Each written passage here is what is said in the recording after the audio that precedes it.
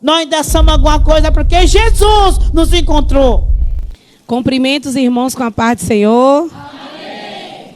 A voz está um pouco falhando, mas o Senhor é bom e a sua bondade, ela dura de geração a geração. A palavra de Deus está no livro de Lucas, no capítulo 17 e no versículo 20. Mas eu quero fazer uma pergunta à igreja.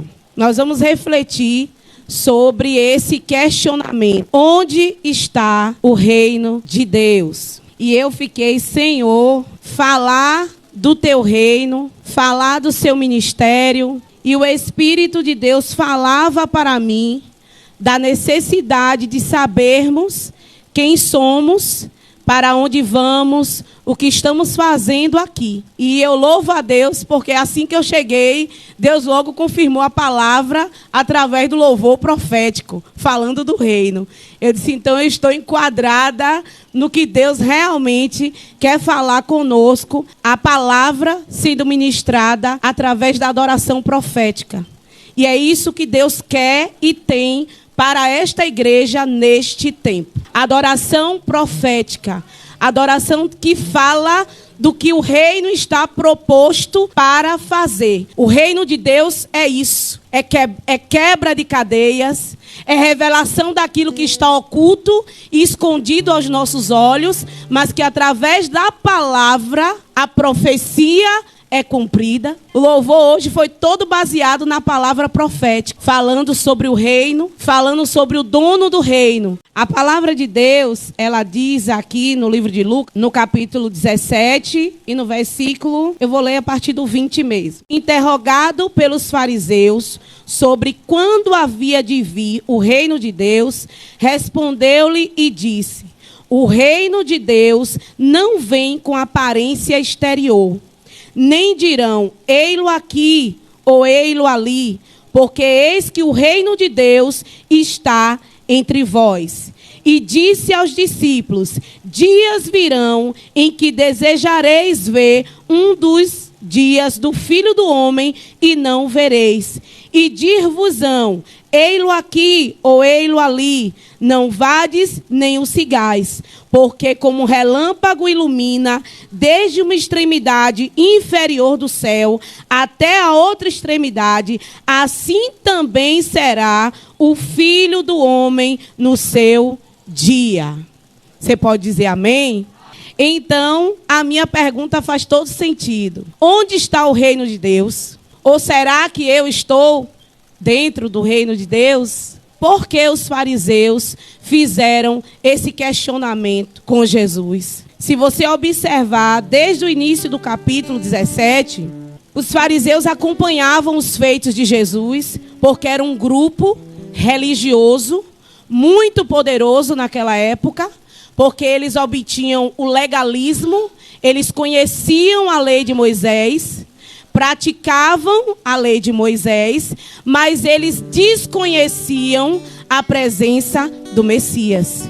E este povo, os fariseus, por se acharem muito intelectuais, muito conhecedores da lei, legalistas, eles observavam as obras de Jesus e diziam, não é possível. Preste bem atenção. Quem é esse homem que cura no sábado, que é dia de descanso?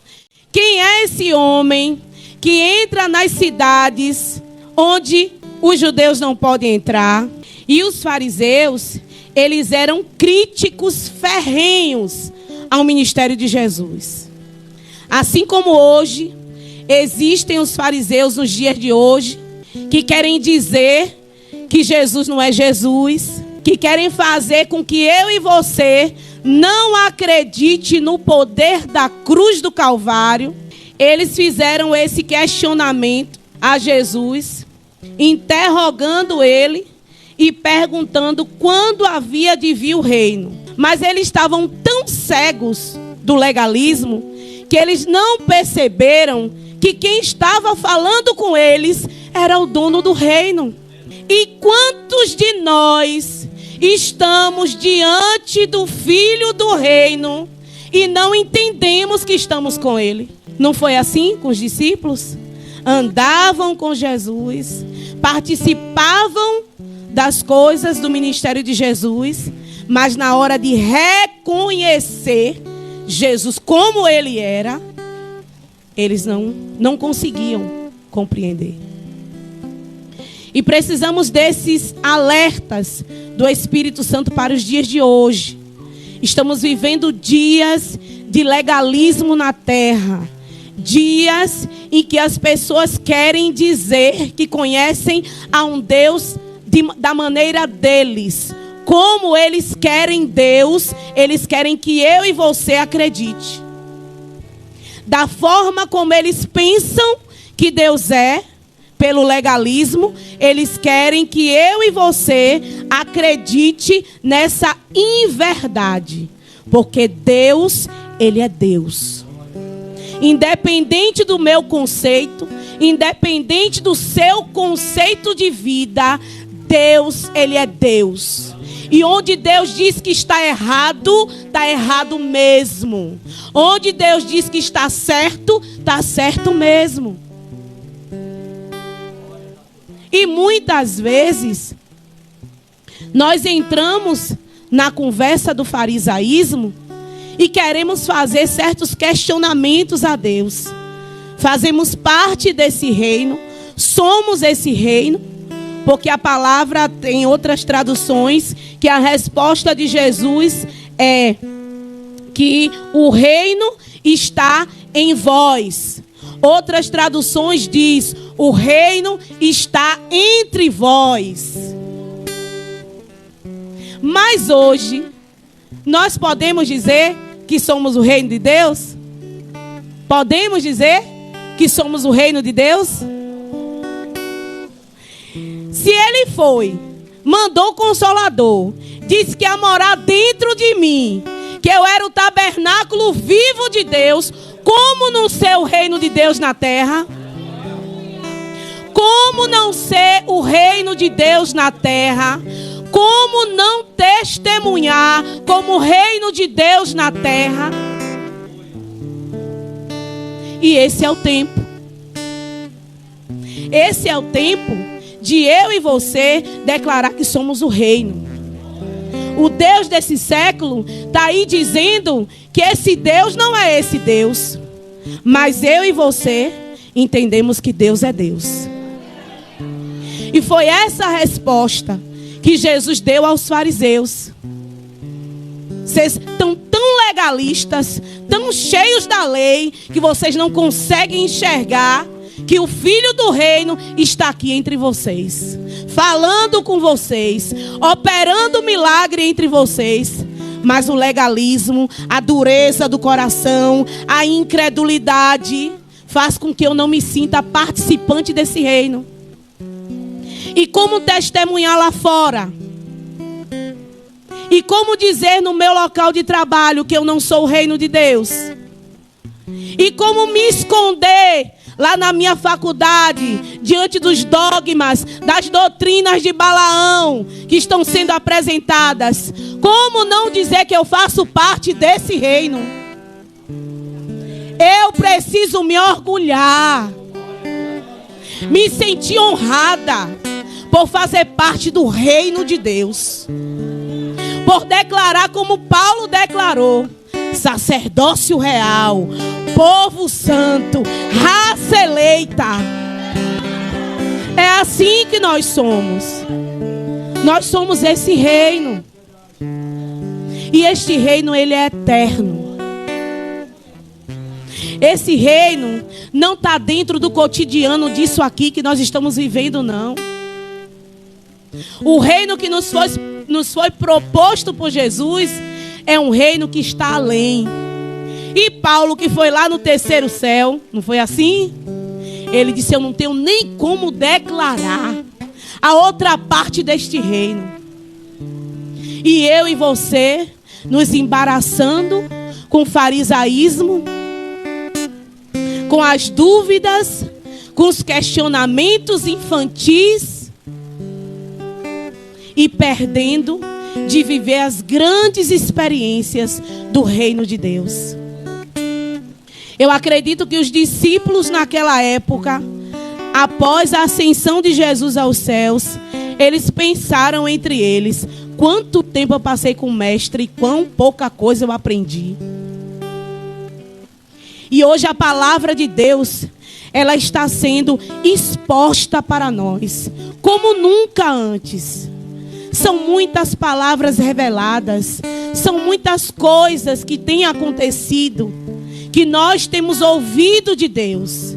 Então não podemos hoje achar e entender que outra doutrina que venha a ser apresentada para nós. Temos vivido dias em que o Espírito Santo de Deus tem nos alertado com relação às profecias que estão se cumprindo.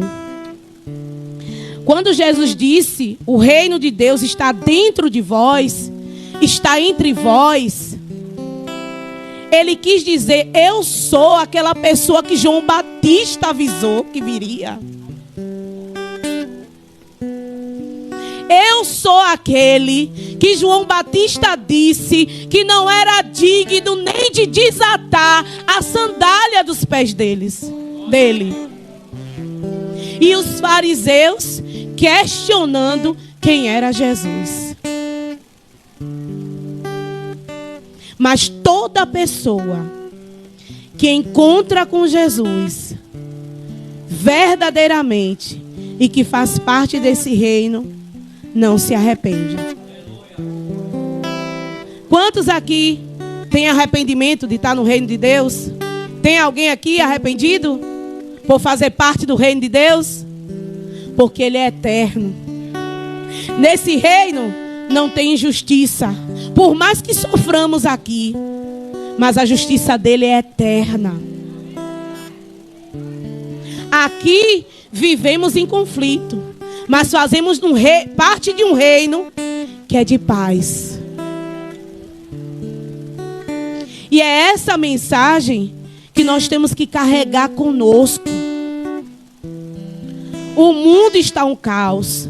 Os fariseus, eles estavam sendo oprimidos por Roma naquela época. Estava tudo bagunçado, né? As leis de Moisés misturada com as ordenanças de Roma. A casa de Deus lá sendo feita de mercado. Mas Jesus, o Filho do Reino, estava lá. Porque ele veio como profeta, como sacerdote e como rei. Ele exercia essas três funções nesse período. E quando falamos do reino de Deus, estamos fazendo alusão a governo. Estamos fazendo alusão a domínio, a regras, a princípios, a ordenanças, a submissão, a obediência, não a nós, mas ao dono do reino, aquele que nos alistou. Então, quando falamos de reino, falamos disso. Falamos desse governo, desse domínio de Deus sobre os nossos corações. Será que temos verdadeiramente o nosso coração dominado por Ele? Será que temos a nossa mente, o nosso intelecto dominado pelo dono deste reino, que é eterno? Será que não estamos pensando que tudo vai ficar por aqui mesmo? E sendo confundidos e enganados pelo Deus desse século? Esse reino de Deus, ele se sobrepõe a todos os reinos. Nós vimos esses últimos dias na televisão, né? A posse de um rei substituto. Quanta organização, quanta cerimônia, quanta reverência, quantas regras, quantos princípios a serem obedecidos, né? Eu li o documentário de uma moça que trabalhava em uma farmácia e conseguiu trabalhar na casa da rainha Elizabeth. E ela disse que só de seleção foram 9 seleções para poder ela chegar até assumir uma vaga de emprego dentro do palácio. E aí eu e você estamos num reino que é eterno e não queremos seguir os princípios que, por sinal, são inegociáveis. Princípio de Deus não se negocia.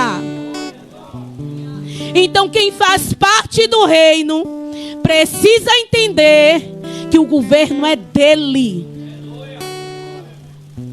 A autoridade é dele. O conceito de como eu devo viver é dele. Está com ele. Não são nos livros. Não é na faculdade que você vai encontrar sobre o princípio de Deus, não. Lá você vai encontrar sobre os princípios do anticristo, viu? Porque os livros já estão sendo modificados. Os repórteres já dizem que Jesus é uma outra pessoa. Estão fazendo inversão. Então, a minha regra de princípio para viver o reino está aqui. Só que eu não quero seguir o princípio. E aí eu fico como aquele filho do reino sem direção. Eu fico como um filho do reino levado pelos ventos de doutrina, como diz o apóstolo nas suas cartas. Eu não consigo entender o que Deus está ministrando para mim nesses últimos dias. Porque eu sou um filho, uma filha que não me atenho aos princípios que são inegociáveis. Não tem como você negociar com Deus. E na Bíblia nós vemos vários exemplos de quem quis negociar com Deus e acabou se dando mal. Uma dessas pessoas que tentou aí negociar com Deus falou aqui hoje de noite, Sara. Sara tentou negociar a promessa com Deus e aí criou uma complicação terrível. Que ela foi embora, mas Ismael foi embora e a complicação está aí. Até a volta de Jesus. Porque quis negociar o princípio da promessa.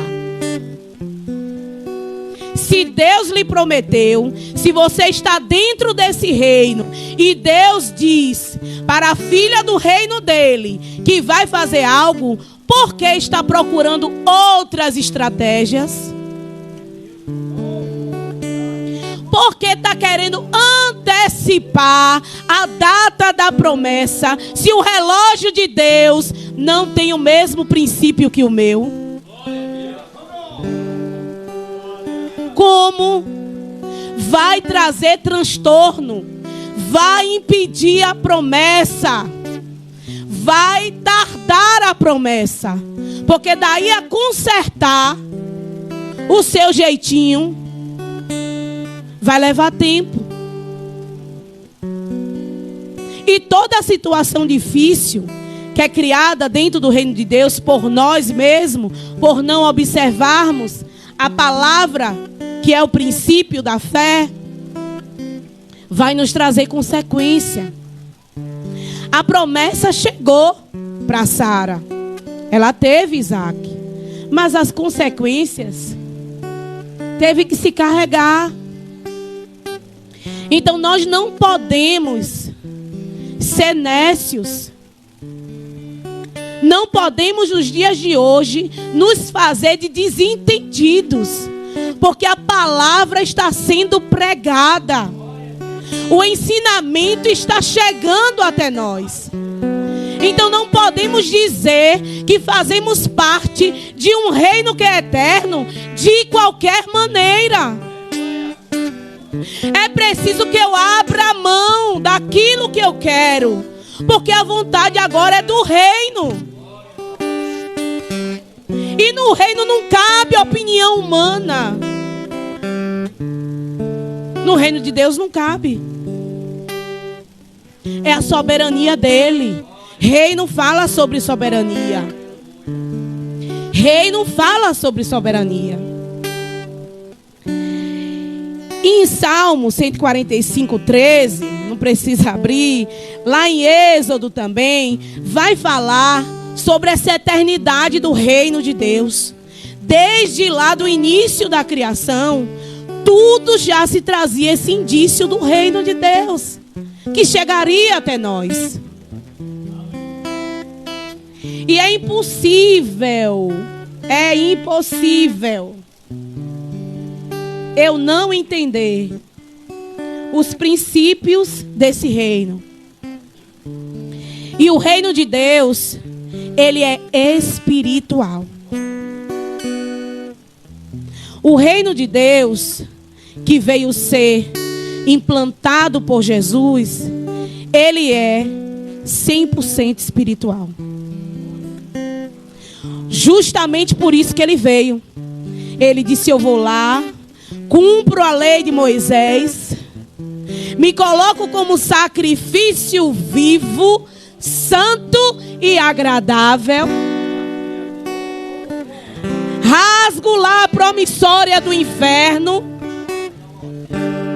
e aí convoco o povo para ser o quê?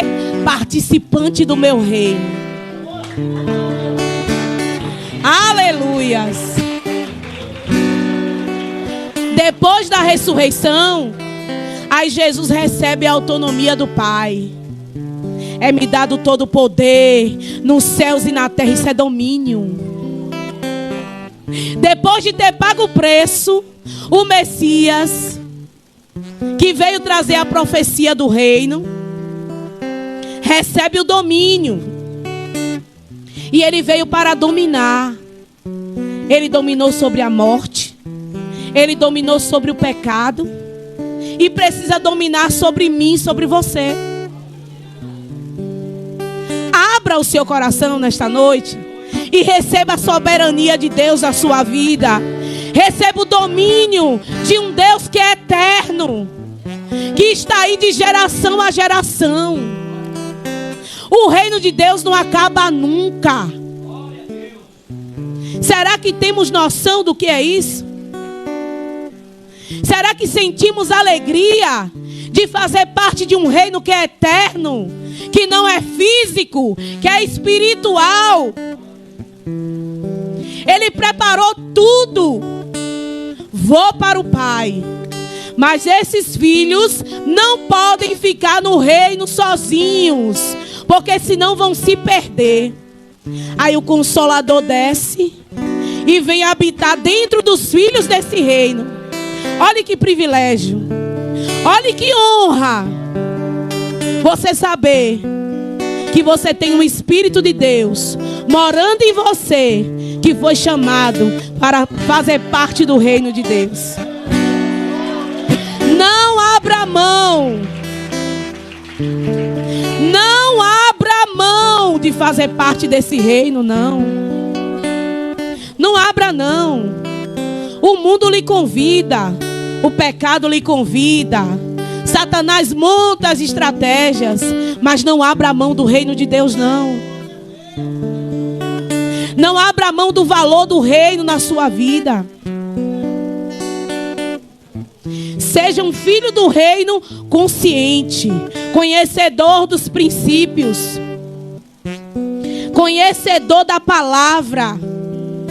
Nesse reino, a santidade, a purificação. Os profetas já falavam disso. Os sacerdotes já falavam disso. Nós que estamos estudando o Velho Testamento aqui, já entendemos isso. Que tudo era a trajetória do Messias para chegar até mim e para chegar até você. E é importante, amados, que nós nos sintamos parte desse reino. Romanos fala, Gálatas fala também do privilégio de ser participantes desse reino. Paulo se alegrava até no sofrimento. Abriu mão até de receber salário. Porque ele valorizava o reino. Porque ele se sentia participante do reino. Então não viva hoje como se tudo se reduzisse aqui. Porque nós somos chamados para lá. E a glória que nos espera nesse reino, a nossa mente não consegue imaginar. Paulo falou isso. Não consegue imaginar a glória do reino de Deus. E ele dispensou essa parte para nós. Sabemos que alguns homens na Bíblia seguiam os preceitos da lei. Por que Daniel foi colocado na cova dos leões? Porque o rei carimbou lá, ó, com o selo dele de rei, não podia voltar atrás. Ou era um milagre, ou era um milagre. Porque se seguia o legalismo. Se o rei selasse, estava selado, não podia voltar atrás. Só que nós servimos a um Deus de milagre, né? Aí Deus disse: o que é que esse selo tem a ver com o meu reino? Nada a ver. O que tem a ver são os anjos que já estariam lá na cova, fechando a boca dos leões. E é dessa forma que nós temos que viver. A graça de Cristo nos permite isso. A graça que foi derramada na cruz do Calvário nos permite não viver subjugados pelo o governo deste século. Mas essa graça também nos convoca a ser testemunhas fiéis desse reino. O que é que o reino de Deus proporciona para mim? Paz, justiça, refrigério, livramento. A graça de Deus que nos trouxe o reino. Quebra as cadeias, quebra as correntes, traz livre o cativo. Por isso que Jesus, na oração do Pai Nosso, ele disse: venha o teu reino. Porque ele sabia que ele ia cumprir o reino. Ele sabia que ele era o reino. Mas ele precisava ensinar ao povo daquela época e a nós: venha o teu reino.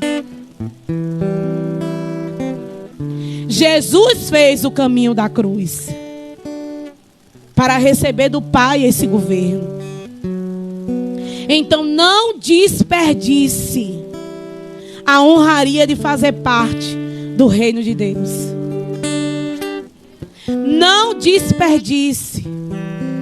Não desonre o rei.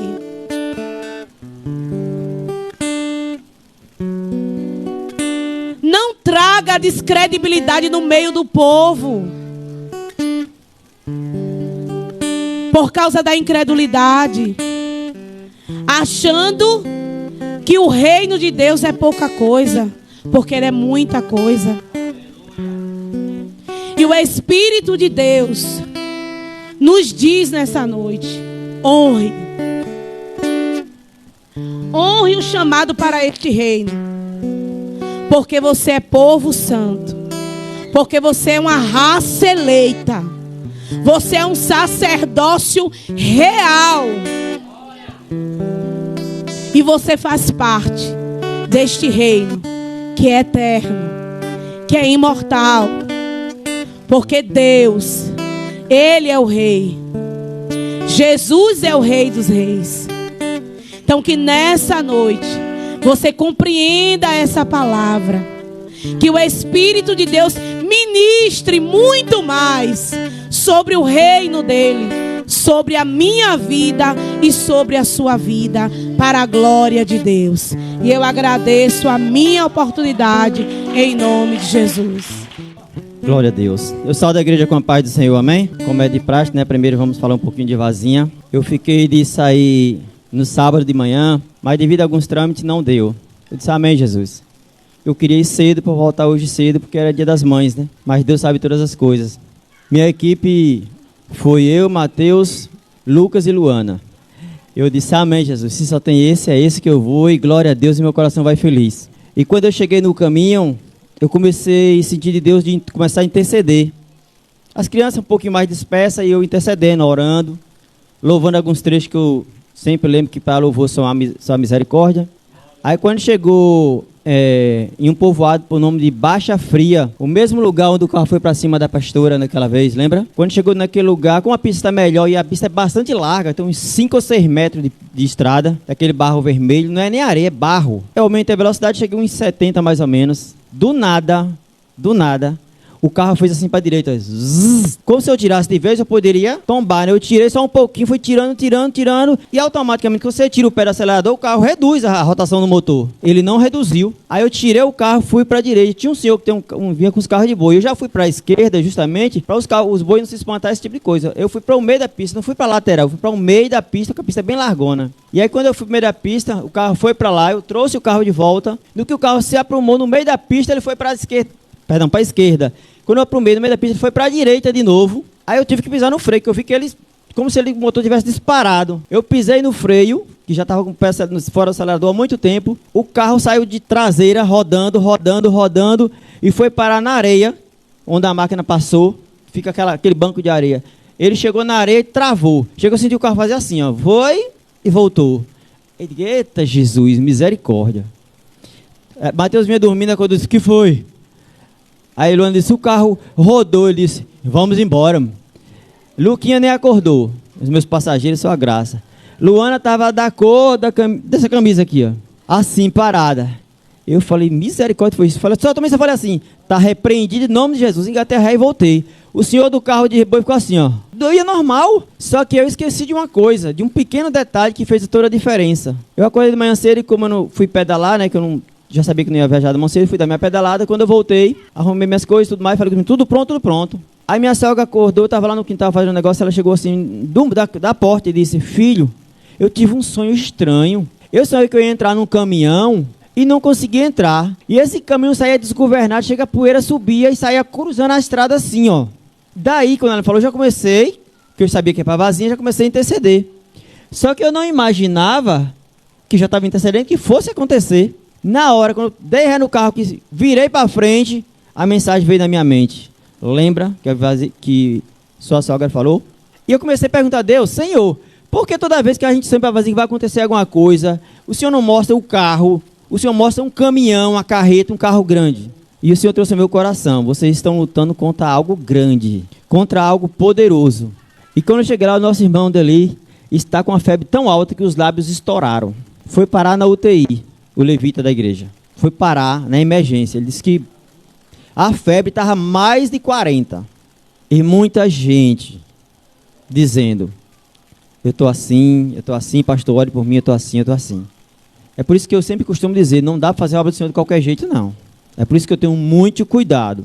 Pode falar, pode criticar, mas eu tenho muito cuidado com as coisas de Deus. Porque ou você está na visão, ou o inimigo te atropela.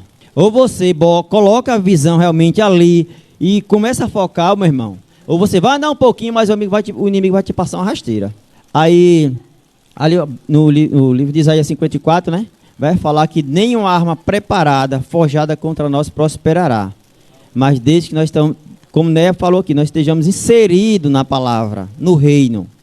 Eu entendi aquele mistério do carro roda na pista. Eu falei, tanto é que meu coração ficou tão tranquilo que eu só falei assim, tá repreendido em nome de Jesus. Porque geralmente, não sei vocês, mas quando eu erro, principalmente em carro, você está com vidas ali dentro. Meu coração acelera e eu fiquei tranquilo. E quando nós chegamos lá, o pastor me deu as revistas para mandar para os irmãos lá.